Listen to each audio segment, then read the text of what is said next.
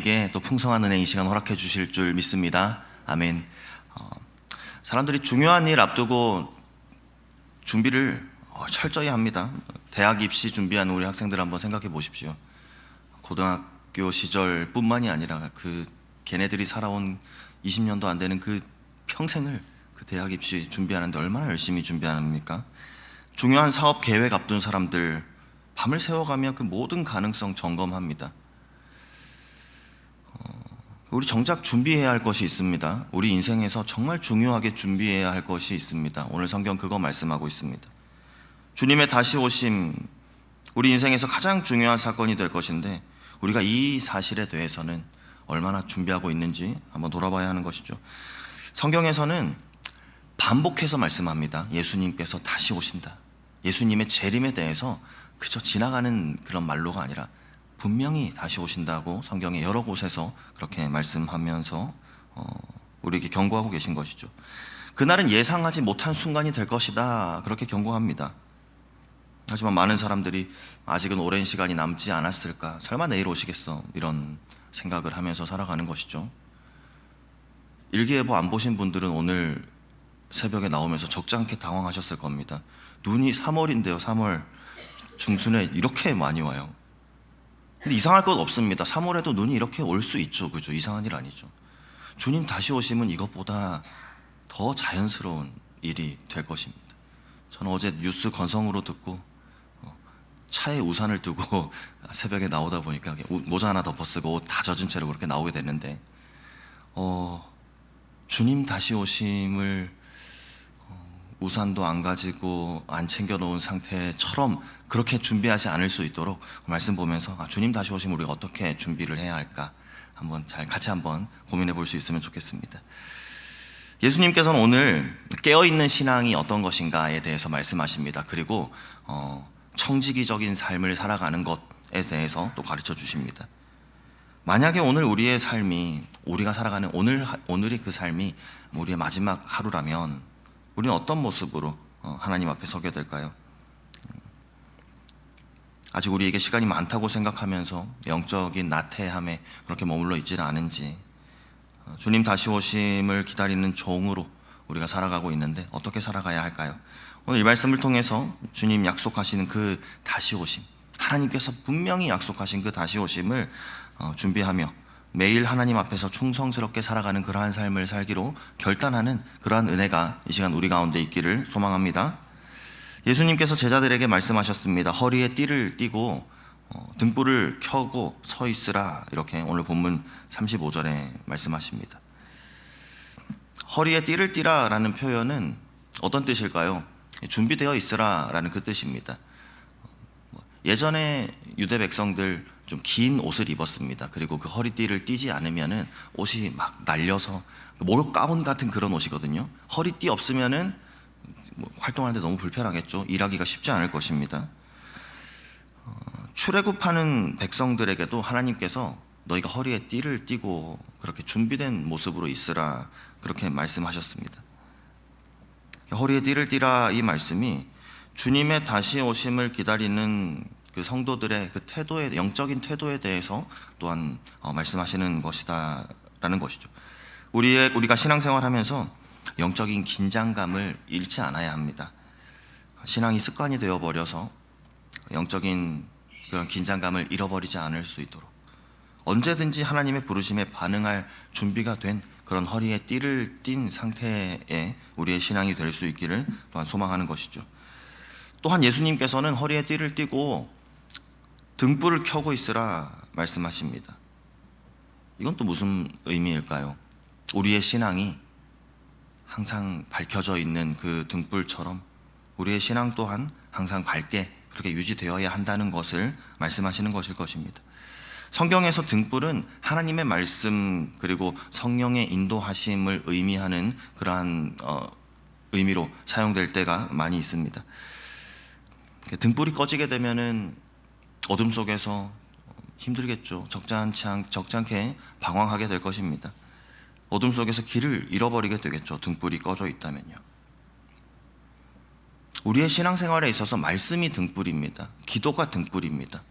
기도의 등불 꺼져버린다면, 말씀의 등불 꺼져버린다면 우리의 신앙의 등불이 그렇게 점점 꺼져가면서 우리의 걸어가는 그 신앙의 삶, 길을 잃게 될 그러한 위험이 있습니다.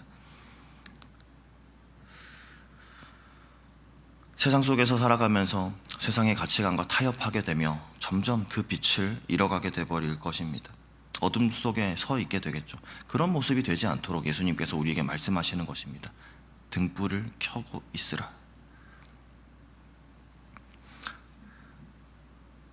시간이 지나면서 점점 무뎌지지 않는 그러한 우리의 신앙이 되기를 소망합니다. 식어지는 그러한 등불이 아닌, 어두워지는 그러한 등불이 아닌, 시간이 지날수록 더욱 선명해지고 더욱 열정적으로 타오르는 그러한 신앙이 우리의 신앙의 모습이 될 수 있기를 간절히 소망합니다. 예수님께서 이어서 도둑의 비유를 사용하시면서 너희도 준비하고 있으라 그렇게 말씀하십니다. 40절 말씀에 그러므로 너희도 준비하고 있으라 생각하지 않은 때에 인자가 오리라 하시니라. 도둑이 어디 올 때 예고하고 옵니까?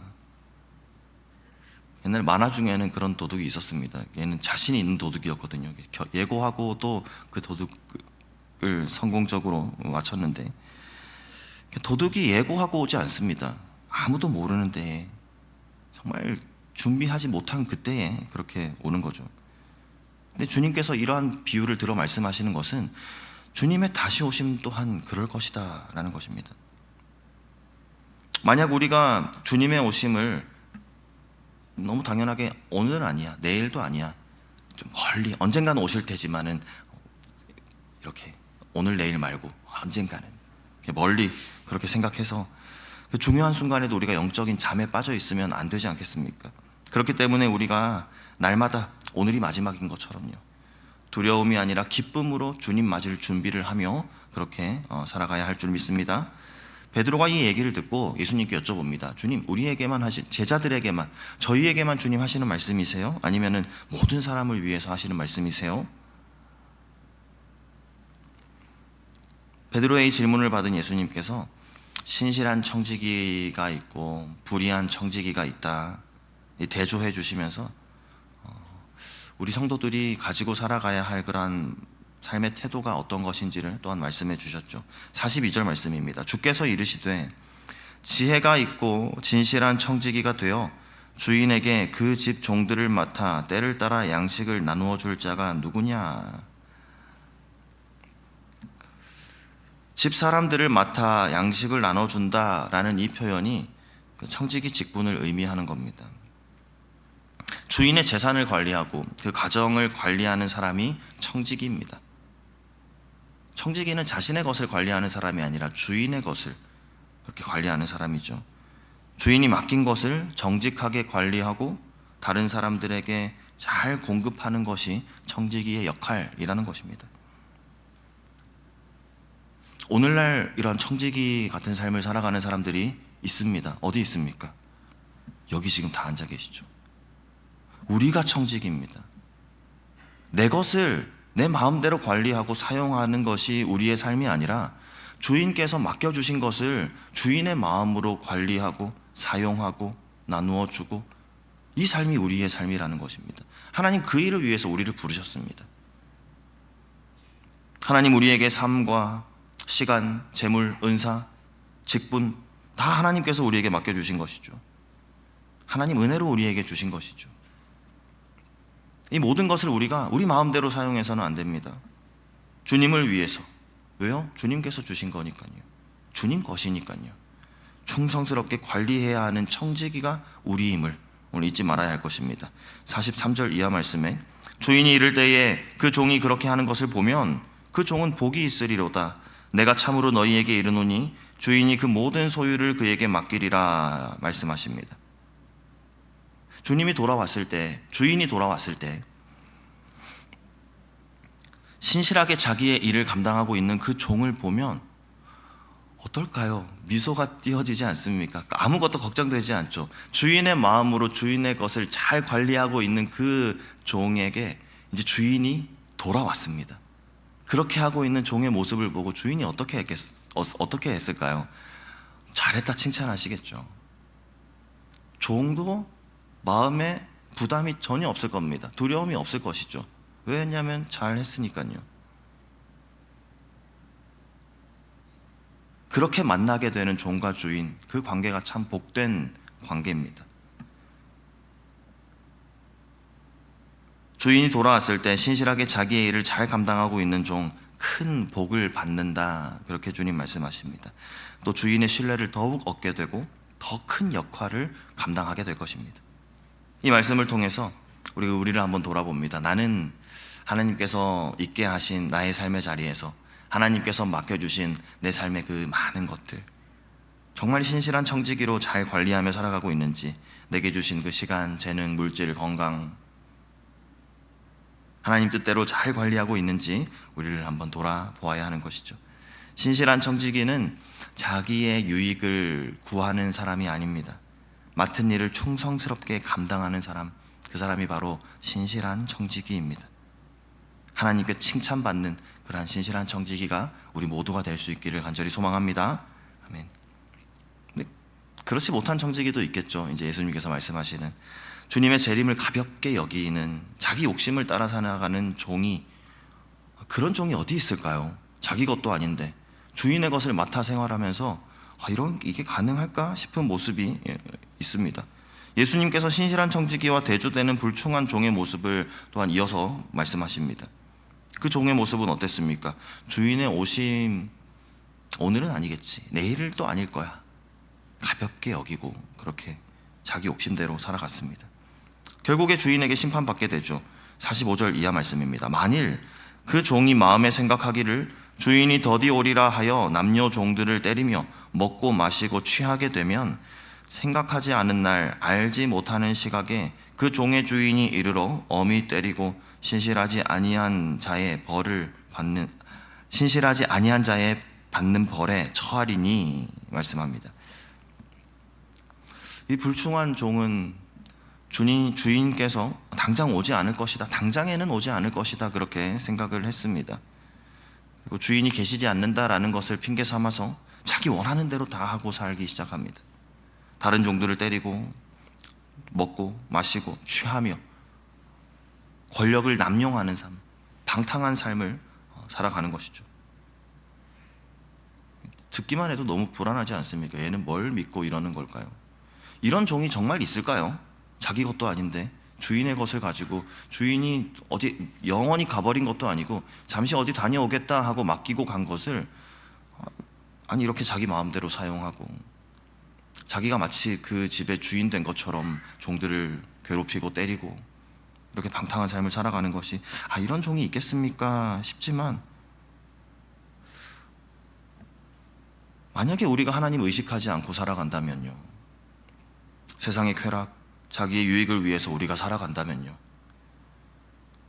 우리가 신앙적으로 게을러지면서 세상의 삶을 더욱 즐기고 우리가 죄 짓는 것을 합리화하면서 그렇게 살아간다면요, 이 모습이 우리의 모습이 될 수 있다는 겁니다.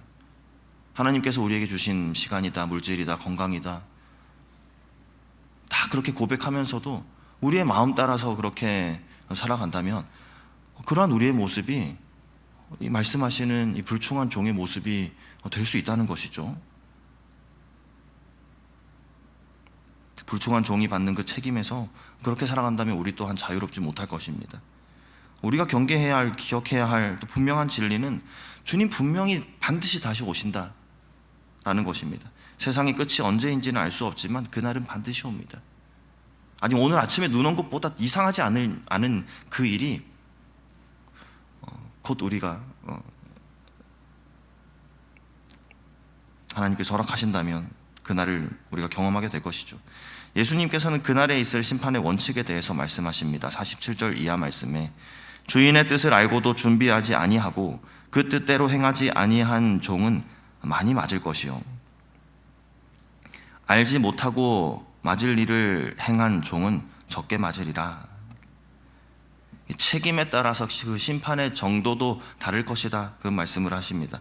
하나님의 뜻을 알고도 순종하지 않는 사람은 더 큰 심판을 받습니다. 반대로 하나님을 잘 몰랐던 사람도 심판을 받지만 다행인지 모르겠습니다. 그 벌은 상대적으로 적을 거다라는 것이죠.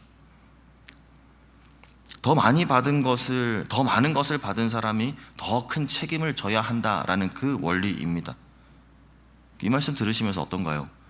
더 많이 받지 말걸 이런 생각이 들지는 않으시죠?